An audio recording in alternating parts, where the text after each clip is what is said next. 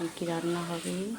দেখো ঘ্যাট সবজি কেটে রেখেছে, সবজি কেটে হাত থেকে।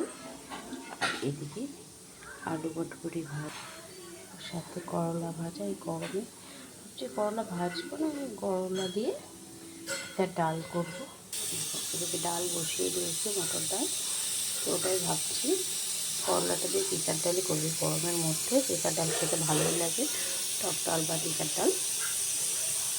হ্যাঁ, আজকে তো রান্নার এইটুকুই। তো তোমরা সবাই কী কী রান্নার প্রস্তুতি করছো জানাবে।